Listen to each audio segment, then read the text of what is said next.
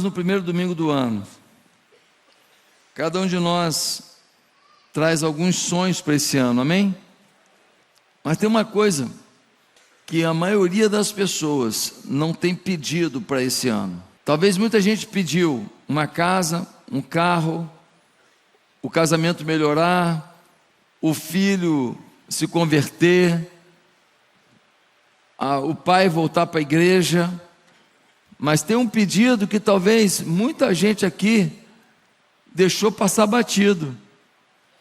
E é o pedido que é fundamental se a gente quer viver uma vida melhor e extraordinária.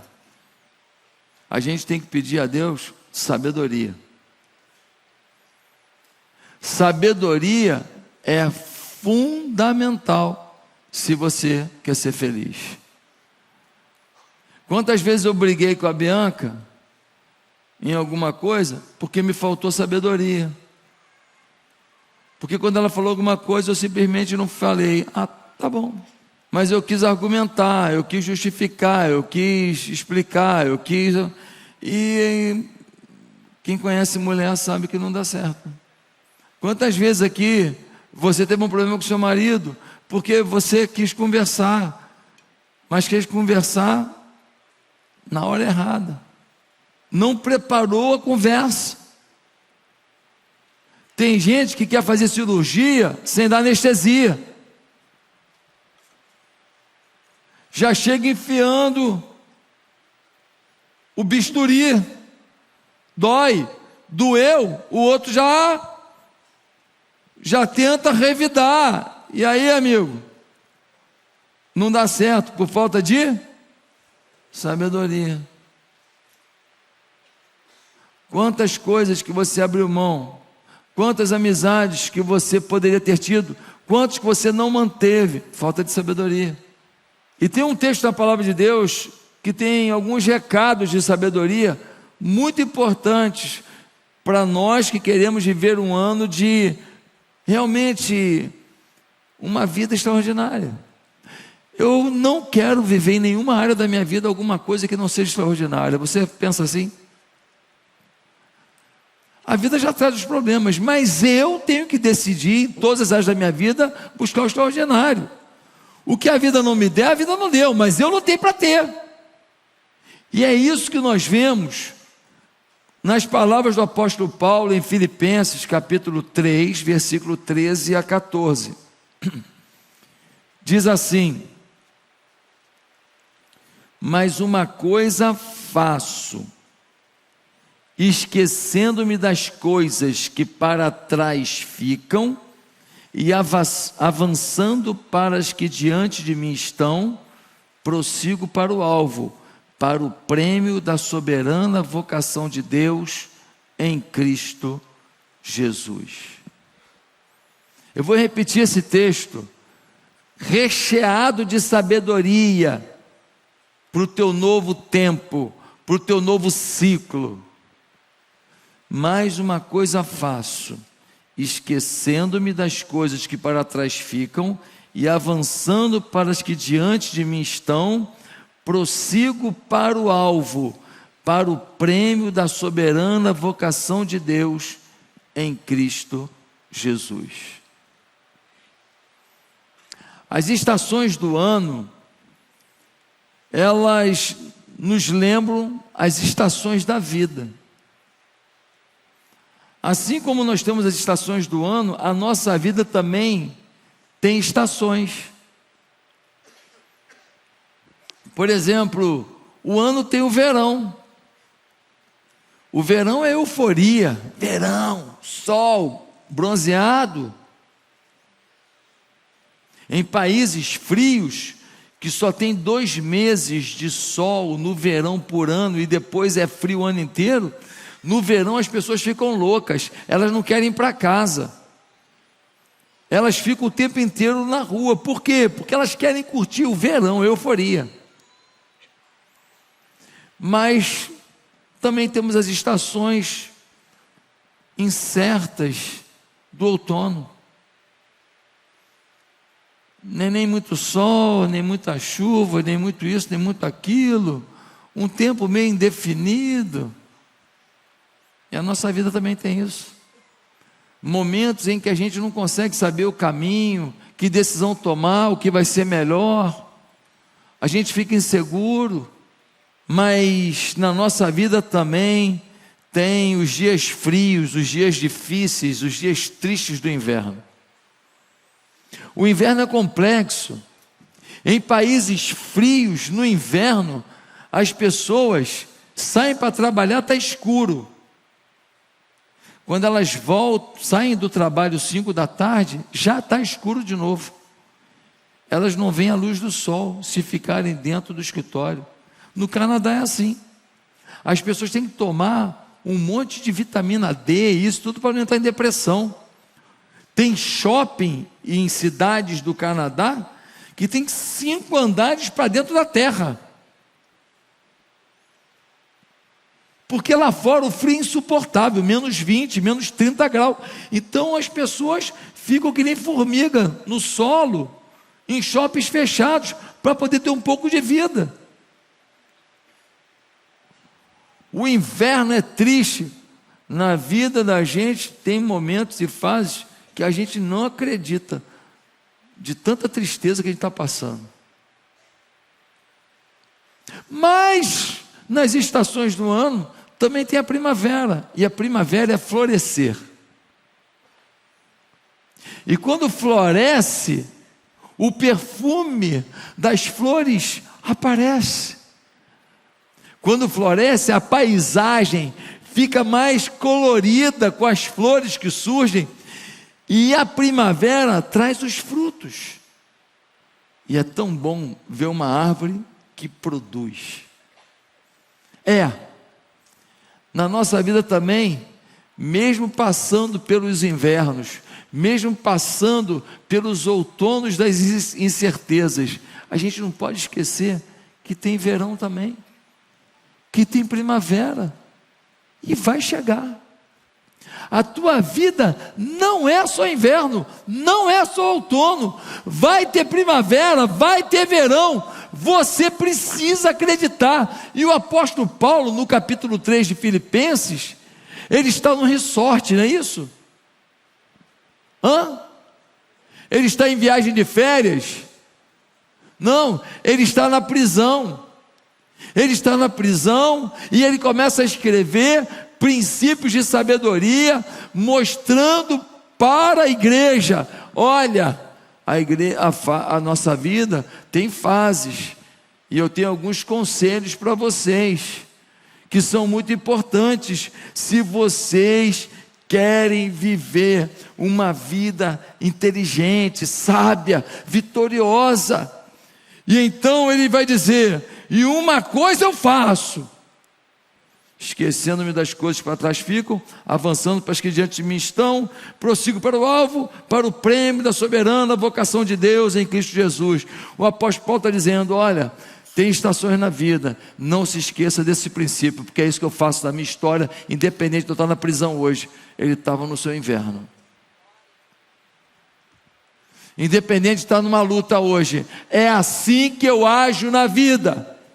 E quais são os conselhos sábios que Paulo nos dá para vivermos um novo tempo? Primeiro, não esteja amarrado ao passado. No versículo 13 diz: esquecendo-me das coisas que para trás ficam. Pastor, eu tenho que esquecer tudo que aconteceu? Eu não acho que Paulo está dizendo: esqueça as coisas boas que te aconteceram. Paulo não está dizendo: esqueça os momentos que valeram a pena na sua vida. Não. Paulo está dizendo duas coisas. Primeiro, esqueça das coisas que foram ruins. Esqueça das coisas que roubam sua energia. Esqueça das coisas que tiram de você um foco por uma vida santa. Esqueça das coisas que tiram de você a expectativa de dias melhores. Esqueça das coisas que lembram a você a sua pecaminosidade. Esqueça das coisas que te promovem para o mal. Esqueça das coisas que te feriram e roubam o seu potencial criativo. Esquecendo-me das coisas que para trás ficam. Se foi problema, se está te magoando, se está te ferindo, ei, deixa isso no passado. Vira a página. Pastor, e as coisas boas? Paulo está dizendo, não é que você vai esquecer tudo de bom que aconteceu, mas você precisa saber que lembrar de um passado glorioso não faz o presente ser. Tem um jogo para ser jogado. Para de viver de vitória do passado. São duas colocações. Deixa o mal que te atrapalha hoje e cuidado para também o bem não te atrapalhar hoje. Imagina um artilheiro. Eu tenho muita propriedade para falar sobre isso. Então imagina um artilheiro. Ele fala: ano passado eu fui o artilheiro do campeonato. Você foi artilheiro do campeonato. Esse ano, se não treinar forte, se não correr, se não fortalecer, se não tiver aplicado ao treino tático, se não tiver envolvido, se não tiver com a alma no negócio, amigo, tu não vai fazer nem metade dos gols que fez. Você foi artilheiro do campeonato e agora tu não vai ficar nem entre os 10. Você estava valendo 25 milhões de euros e agora estão querendo te dar. Em um ano muda tudo, sim ou não? A vida da gente é que nem a vida do artilheiro. Amigo, você só está no auge se estiver fazendo gol. Então o apóstolo Paulo está falando: ei, esquecendo-me das coisas que para trás ficam. Ele está dizendo: olha, cuidado com duas posturas perigosas. Primeira postura: foi tão ruim o teu passado que você não acredita que Deus pode te dar no presente um extraordinário. Foi tão ruim o teu passado que você se acha não merecedor de algo grandioso no teu presente. O passado pode colocar você em dúvida sobre o teu mérito de viver algo maior, porque você sabe a ruindade e os erros que cometeu. Cuidado, quem define o teu presente não é o teu passado de erros, é o arrependimento do teu presente. Segundo lugar, você foi tão vitorioso, você foi tão santo, você foi tão correto no teu passado, que você acha que você está estabilizado. Você acha que Deus vai fazer, você acha que Deus vai te abençoar, você acha que tudo vai acontecer. Você está tão empolgado com o teu passado que você baixa a guarda. Se baixar a guarda, vai tomar um direto no queixo.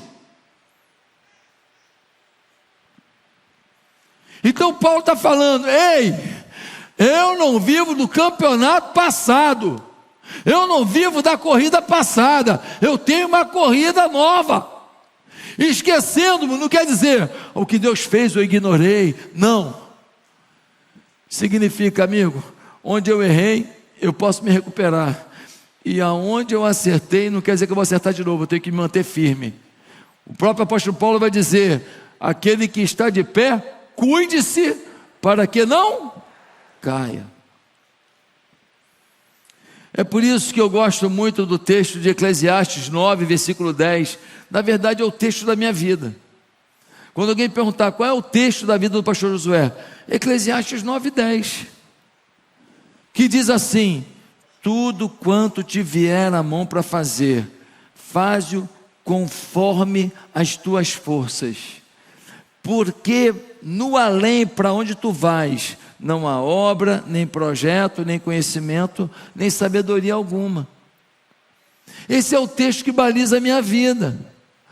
Me leram esse texto quando eu era um adolescente, eu gravei no coração: tudo que tiver a mão para fazer, faz-o conforme. Sabe o que quer dizer conforme? Significa, não faça além das suas forças. Ou seja, não precisa morrer não. Não precisa ficar doente não. Não precisa fazer além das suas forças, mas também não faça aquém das suas forças. Ou seja, não faça da sua vida o que é tranquilo. Não escolha o que é mole. Se alguém fala, pastor, minha vida está organizadinha, eu estou numa boa, está tudo legal. É o limite das tuas forças? Não, eu poderia fazer muito mais. Então, querido, você não está vivendo conforme as tuas forças. Pastor, eu estou fazendo tudo, mas estou perdendo a família, estou perdendo a saúde, estou perdendo a paz, fico nervoso, não durmo mais. Deus não está querendo isso de você também não. Deus também não está querendo que você viva além das suas forças. Nós precisamos entender que o passado pode auxiliar a entender o que fazer no presente, mas o passado não pode determinar o teu presente. Nós temos que ter uma postura de deixar no passado o que é passado, senão nós não vamos viver o desafio, a peleja do momento. E o teu filho é um desafio do momento, teu casamento é um desafio do momento, tua vida financeira é um desafio do momento, tua fé é um desafio do momento. Não viva do que fez. E tem gente que ainda fala assim, pastor, eu fui líder de igreja, fui líder de denominação, eu fiz muito para Deus. Irmão, olha só, Deus não vai ficar te dando honra ao mérito do teu passado. A medalha de ontem, hoje tem outra corrida. Ganha a medalha de hoje.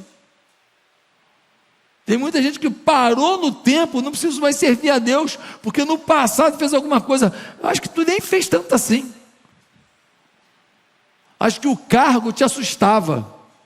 O que tu fazia lá? Eu era superintendente da escola bíblica dominical. Superintendente, olha o termo. Não, ser superintendente, pelo amor de Deus. O que você era lá na igreja? Eu era presidente do corpo diaconal. Rapaz, isso é forte demais.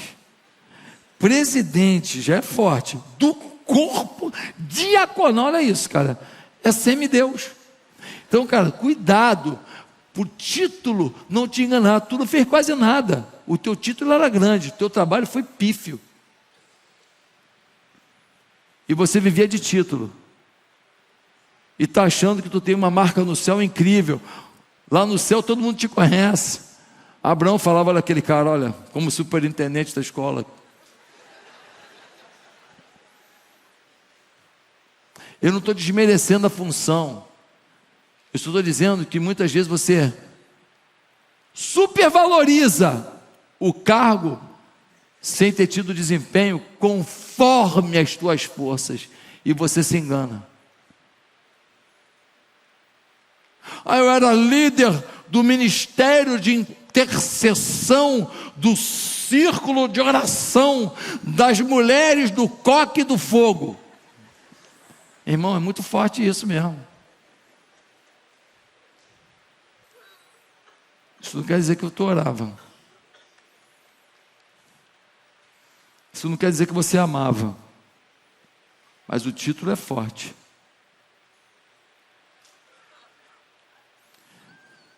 Quero dar alguns exemplos do passado interferindo ou não no presente. Abuso sexual é uma das coisas que muito marca uma vida. Abuso sexual é um negócio terrível. Uma vez uma mulher me procurou, já contei isso aqui da igreja, ela me ouviu na Rádio Melodia, marcou um gabinete. Naquela época era mais fácil marcar um gabinete comigo, hoje eu tenho que atender a liderança da igreja, não tenho como atender todo mundo, sou um só, e tenho que fazer conforme as minhas forças. Então, Quando você fala, eu queria falar só se for com o pastor Josué, você me mata. Porque eu não dou conta. Eu queria dar. Quando a igreja tinha 100, 200, eu fazia, mas eu não consigo com 19 mil. Tá certo? Cada um faça conforme as suas forças. Eu tenho uma força, eu não posso fazer além. Eu quero que você entenda isso. Não é má vontade. O pastor mudou, não, o pastor não mudou. Mudou, ficou mais velho. E ainda sem suprarrenal. Mas eu não dou conta de fazer gabinete com todo mundo. Amém? Está claro isso? Por isso nós temos uma visão celular. Tem supervisor de distrito, supervisor de área, supervisor de setor, tem líder de célula, uma cadeia de cuidado, tem ministério de família, tem cursos de família, tem ministério de intercessão, tem ministério de mulheres, ministério de homens, ser abraçado de várias formas. Mas essa mulher, ela ligou aqui para a igreja e marcou. Naquela época era mais fácil, tinha menos gente para cuidar. Eu fui atendê-la. Ela chegou para mim e falou, já contei isso aqui na igreja, mas alguns não ouviram talvez. Chegou e falou, pastor, eu vou me divorciar do meu marido. Eu falei, é mesmo? É. Você é de que igreja? Ela era de uma igreja em Jacarepaguá. Você vai divorciar? Eu falei, mas qual o problema? Eu não quero mais. Mas qual o problema? Eu não quero mais. Eu falei, mas ele é bruto? É grosso? Não, ele é muito educado. Mas ele é pão duro? Não libera dinheiro para nada? Não, tranquilo. Eu falei, mas ele é mau com seus filhos? Não, belo pai. Eu falei, mas ele é vagabundo? Não gosta de trabalhar? Não, trabalhador. Eu falei, mas não quer nada com as coisas de Deus? Não, um homem fiel a Deus. Eu falei, já sei, ele não procura você sexualmente, te ignora. Não, me procura. Eu falei, minha filha, está em falta no mercado, pelo amor de Deus, não abre mão não. Não abre mão não, pô. Eu falei, não quero. O Espírito Santo me deu um discernimento. Eu falei, cara, essa mulher de outra igreja vem aqui. Eu pensei que era só porque ela não tinha coragem de falar de divórcio como pastor dela. Mas tem mais coisa. Dei um tapa na mesa, mas um tapa. Pau! Falei assim, tome conta que você vem contar. Ela desabou em choro. E falou, dos 6 aos 12 anos, o avô dela abusava dela. A mãe saía para trabalhar, o avô entrava na casa e abusava dela. Aos 12 anos, o avô foi abusar. Ela correu, ele segurou na camisola, rasgou a camisola, mas ela conseguiu fugir e se trancar no quarto. Pegou a camisola rasgada, jogou embaixo da cama. Quando a mãe dela chegou, perguntou, que camisola é essa rasgada aqui? Por que está rasgada? Ela com medo do avô, porque o avô dizia que se ela contasse para a mãe, ele mataria a família inteira. Ela ouviu isso dos 6 aos 12 anos. 12 ou 11 anos, eu não lembro agora. Então, ela acreditava nisso. E ela fala para a mãe dela que rasgou a camisola porque não gostava da camisola. A mãe lhe deu uma surra, mas a surra. Moeu a garota. A vida passou, ela namorou, noivou, casou, tocou a vida. Um belo dia, quando o marido se aproximou dela, começou a abraçá-la, ela olha para a cara dele e vê quem? O avô. E ela quer se afastar dele. Ele não entende nada. Ele começa a achar que ela tem homem na rua, ele começa a achar que ela está maluca, ele começa a achar que ela não o ama mais, ele não entende nada. Mas ela não queria contar a história e ela vê o avô no marido. E é por isso que ela queria divorciar. Olha como o passado, que você vive no presente, bloqueia a bênção que Deus te deu no presente. Um homem maneiro, legal, leal, crente, servo, bom pai, bom marido, bom servo de Deus, trabalhador, tudo de bom. Tu não vê a bênção se tu ficar preso no passado. Você fica completamente paralisado no passado. Se você valorizar a dor que te fizeram, não estou diminuindo a dor que te fizeram, não estou diminuindo a perda que você teve, não estou depreciando a situação difícil que você enfrentou, não estou minimizando não, só estou dizendo que o teu Deus é maior do que o que Satanás tentou fazer contigo. Só estou dizendo que o amor de Deus na tua vida é maior do que qualquer obra satânica na tua vida. Só estou dizendo que a bênção de Deus na tua vida é maior do que qualquer maldição que o inferno mande. Só estou dizendo que Deus é contigo e você não pode ficar no passado. O outro camarada pediu a Deus, conseguiu comprar uma casa de praia, uma casa de veraneio. Trabalhava na igreja ativa. O que ele fez? Era meu sonho. Deus me deu um sonho. O meu passado inteiro eu pedi a Deus um cantinho para eu desfrutar. Deus me deu. O que ele fez? Largou as funções todas na igreja, para agora a devoção dele é a casa de praia. Ele agora abandona a obra de Deus, porque Deus lhe deu uma bênção. O que era bênção agora virou o quê? Maldição. Ah, mas era o meu sonho a vida inteira. Deus realizou o teu sonho, mas Deus não parou o teu ministério. Olha como o passado pode interromper o bem ou pode trazer o mal. Quando Moisés era líder do povo, Moisés era o bola de fogo, meu irmão. Moisés falava com Deus assim, ó, não, Deus, não, Moisés, não é assim não, cara. É assim sim, Deus. Era assim, dialogava com Deus. Moisés morreu. Desespero total. Como é que vai ser com o povo agora? Deus levanta Josué. Fala, Josué, tu não é Moisés não, mas é contigo que eu vou. E aí? E aí é o seguinte, amigo, medita na palavra, não se desvia nem para a direita nem para a esquerda, eu serei contigo, você vai entrar na terra prometida. Moisés sonhou, mas você que vai realizar. Deus sempre levanta alguma situação para resolver um problema. Deus sempre levanta alguém para resolver um problema na tua vida, aquilo que teve no teu passado. Ei, Deus está levantando situações e pessoas para resolver o problema. Vai viver a tua vida. Não fique amarrado no passado, nem nas coisas ruins, para não se enfraquecer no presente, nem nos seus pecados, para achar que não merece o extraordinário, e nem nas suas vitórias, para achar que não precisa lutar mais. Segundo conselho, independente das circunstâncias, prossiga com confiança. Paulo vai dizer no versículo 13, deixando as coisas que para trás ficam, avançando para as que diante de mim estão. Responde comigo, repete comigo, avançando. Avançando significa movimento contínuo. Paulo está dizendo, deixando as coisas que para trás ficam e avançando para as coisas que estão diante de mim. Deixa eu te perguntar uma coisa, diante de Paulo tinha só coisa boa?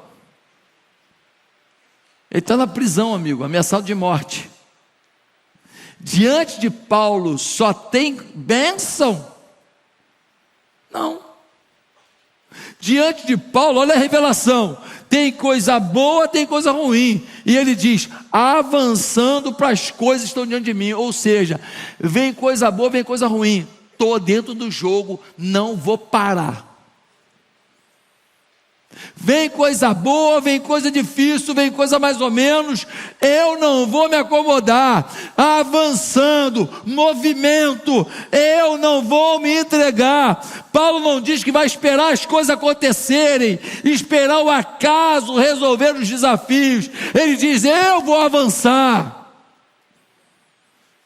Deus está dizendo hoje para você, ei, independente das circunstâncias, avance com confiança. Pastor, mas eu não sei como isso vai resolver. Não é teu problema resolver.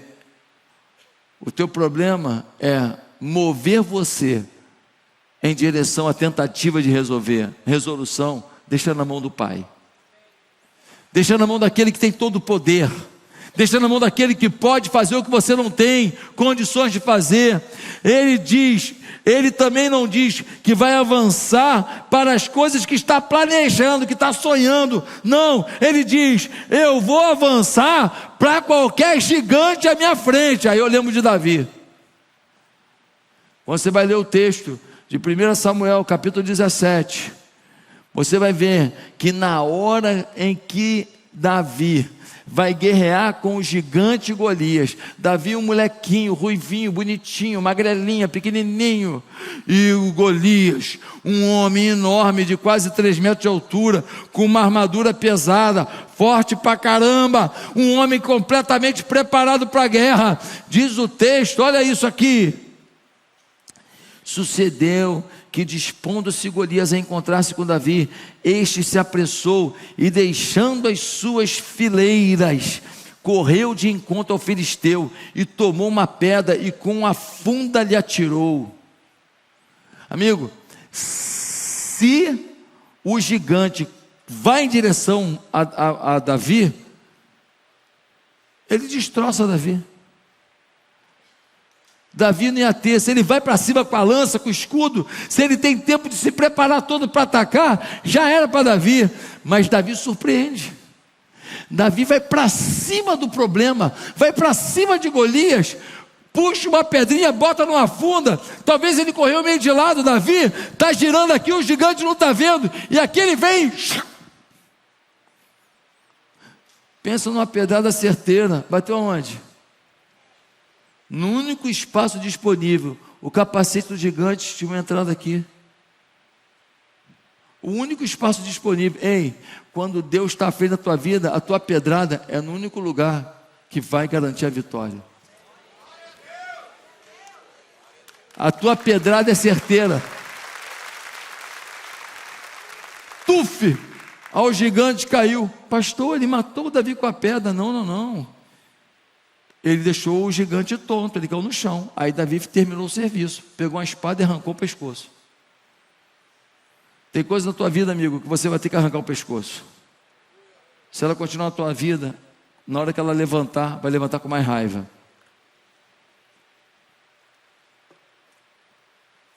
Na hora que ela levantar, ela vai levantar para te destruir. Corta os pescoços enquanto ela está tonta. Queridos, olha a promessa de Deus em Gênesis 28. Eis que estou contigo e te guardarei por onde quer que fores, e te farei voltar a esta terra, porque te não desampararei, até cumprir eu aquilo que te prometi. Isaías 43, 2: quando passares pelas águas, eu serei contigo, quando pelos rios, eles não te submergirão. Quando passares pelo fogo, não te queimarás, nem a chama arderá em ti. As promessas de Deus são de Deus te acompanhar no desafio que está à frente. Por isso que o Paulo está dizendo: ei, deixando as coisas que para trás fico, eu avanço para as que estão diante de mim. Pode ser prisão, pode ser ameaça, pode ser guerra, pode ser desemprego, pode ser problema na família, pode ser problema no casamento, pode ser problema de saúde. Eu não vou parar, porque a inércia não move o coração de Deus. Meus queridos, temos que sair da inércia diante dos gigantes da vida. A inércia não move o agir de Deus, mas o teu movimento emite a onda sonora da fé para os ouvidos de Deus.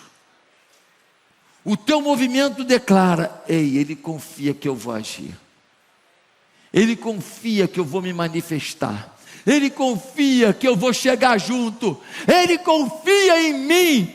A tua inércia despreza a tua fé, mas o teu movimento mostra que a tua fé continua firmada em Deus, que Deus é a tua solução.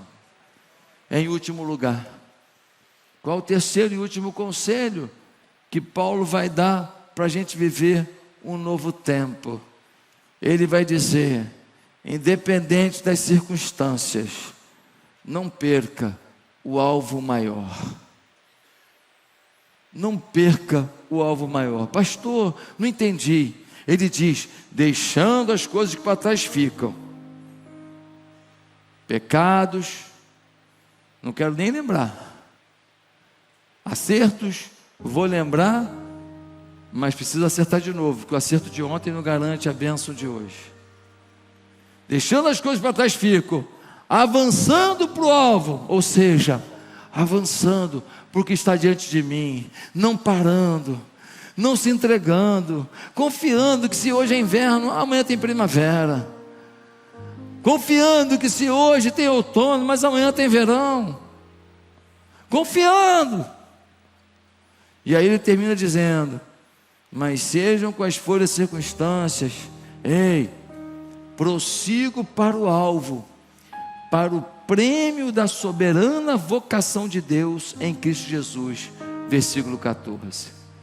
Paulo está dizendo: eu deixo as coisas que estão para trás, eu avanço para as que estão diante de mim, e eu prossigo, versículo 14, para o alvo, para o prêmio da soberana vocação de Deus em Cristo Jesus. O que Paulo está dizendo? Eu avanço para o que está diante de mim. Eu avanço para minha conquista financeira, eu avanço para minha conquista familiar, eu avanço para curar meu corpo, eu avanço para trabalhar para Deus, eu avanço para cuidar do próximo, eu avanço na minha vida, eu avanço. Mas tudo que eu fizer, eu não posso esquecer da causa maior. E qual é a causa maior? Ele diz: a soberana vocação de Deus em Cristo Jesus. O que Paulo está afirmando é que não podemos viver de passado, temos que avançar com entusiasmo e fé para o que está diante de nós, mas só não podemos esquecer qual é o verdadeiro alvo da vida: conhecer e agradar a Deus. Quando eu avanço para o que está diante de mim, eu avanço pensando: isso cumpre o meu papel em Deus? Isso me aproxima de Deus? Isso me fortalece em Deus? Isso glorifica a Deus? Ou só o meu ego? Pastor, eu tenho 5 lojas. E aí? Tá bom para você? Tá bom. Tá ganhando bem? Tô. Tá pagando as contas? Tá. Tá sobrando? Tá. Tá conseguindo dar o dízimo? Tô. Pô, legal, cara, que bom. E aí, pastor, o que o senhor acha? Paro por aqui?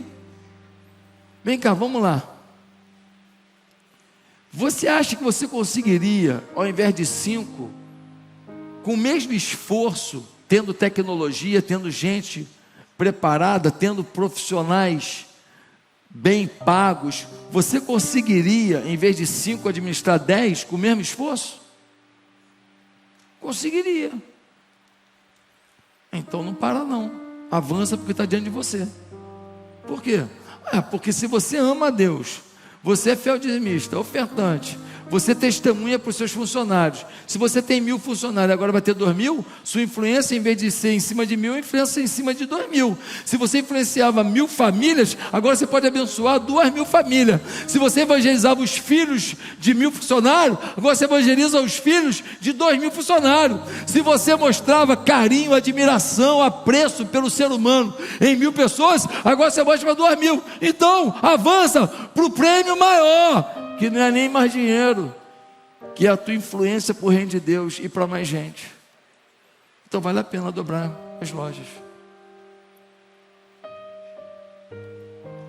Está morando aonde? Eu moro no apartamento ali. Pastor, tu gosta de morar lá? Gosto. E aí?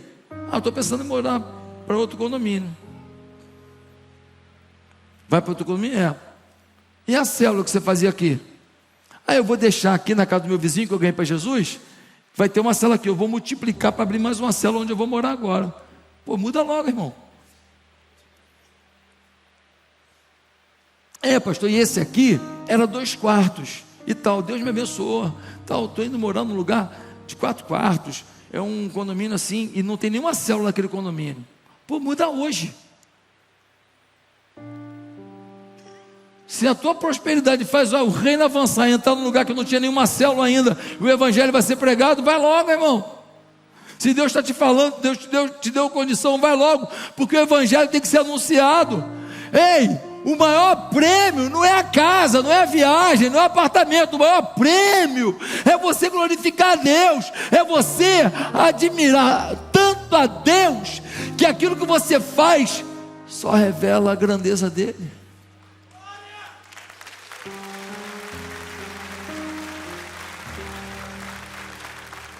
Sabe,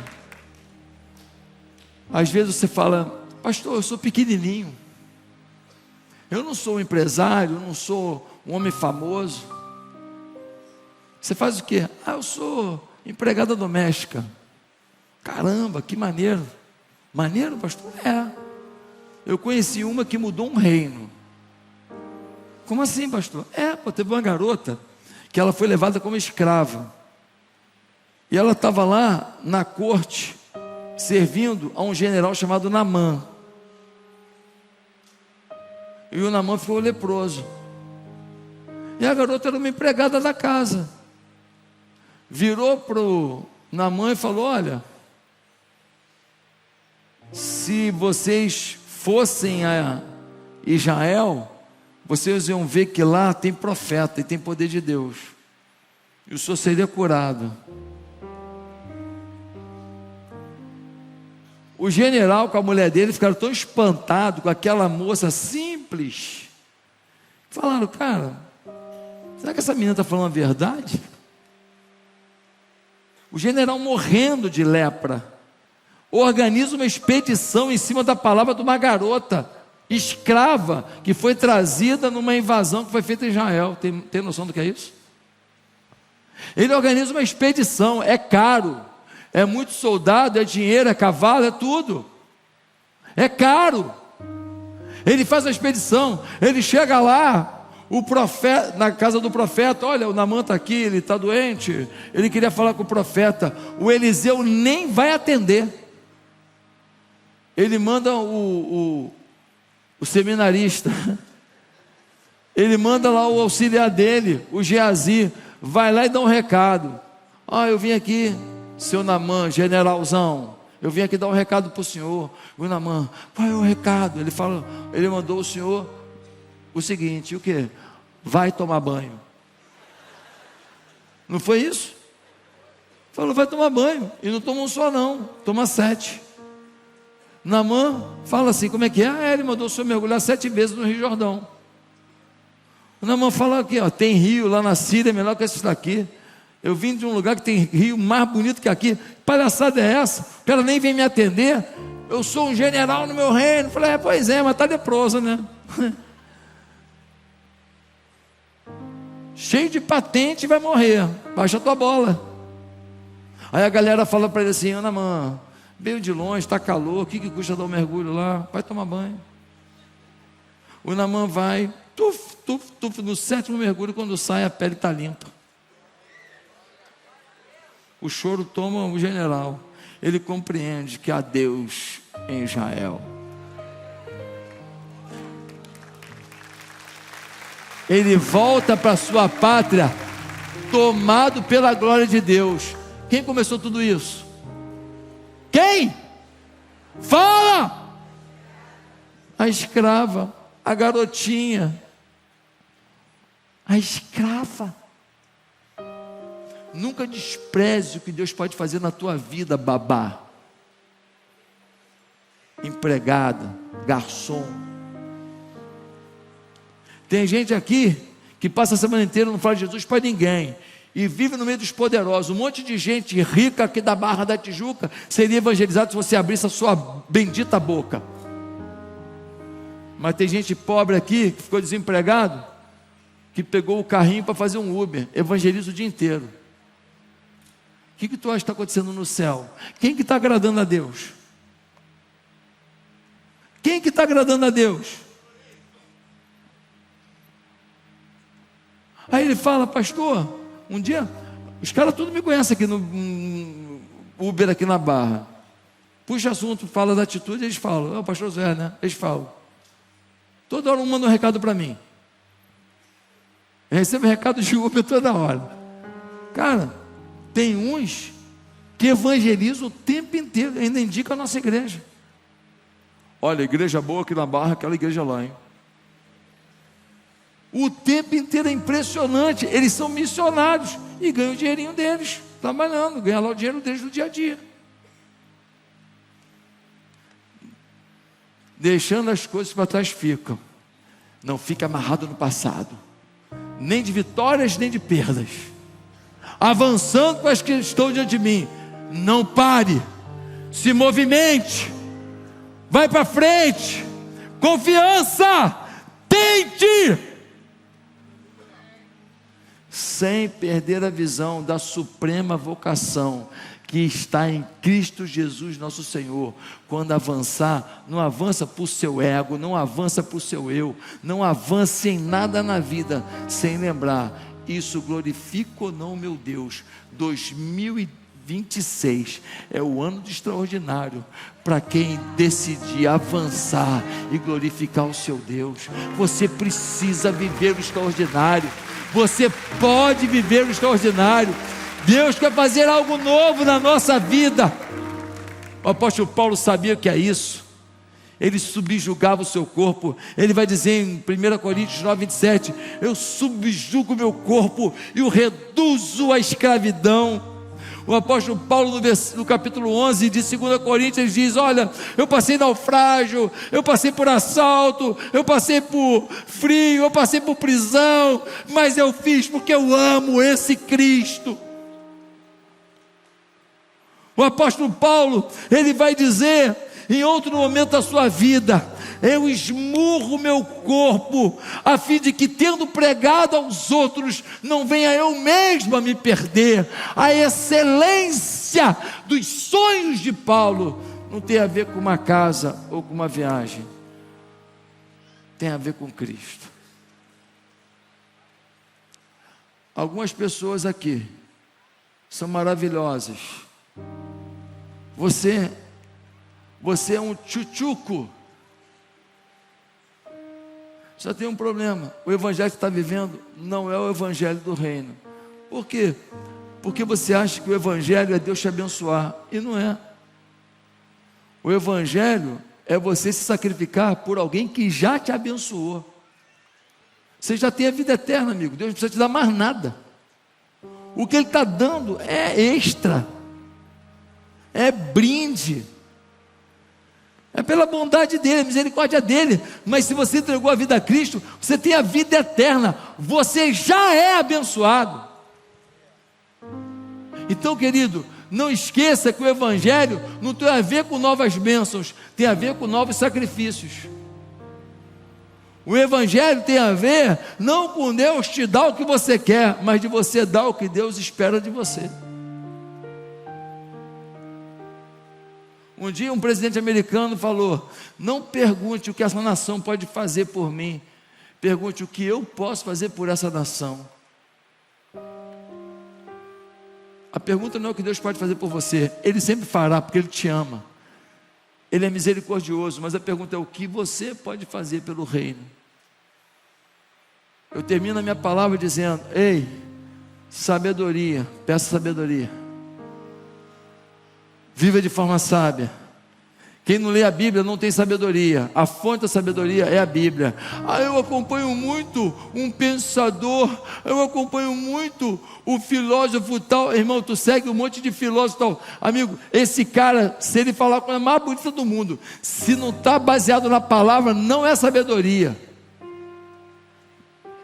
As conversas do filósofo mais maneiro do Brasil, ele vai uma hora te botar num problemão, porque o que traz realmente sabedoria é a palavra de Deus. Se o filósofo, se o psicólogo, se o coach, se o pastor, se o influenciador, se ele citou o que está na Bíblia, é sabedoria. Ele fala de outras maneiras, com outras palavras, mas a base é a palavra. A sabedoria tem a ver com Deus, porque o princípio da sabedoria é o temor a Deus. Então, querido, busque a sabedoria, Bíblia todo dia, Bíblia todo dia, Bíblia todo dia. Leia a palavra todo dia. Busca a Deus. Deixa o passado, avança para frente. Busca a soberana vocação. E aí, você foi abençoado por esse vídeo?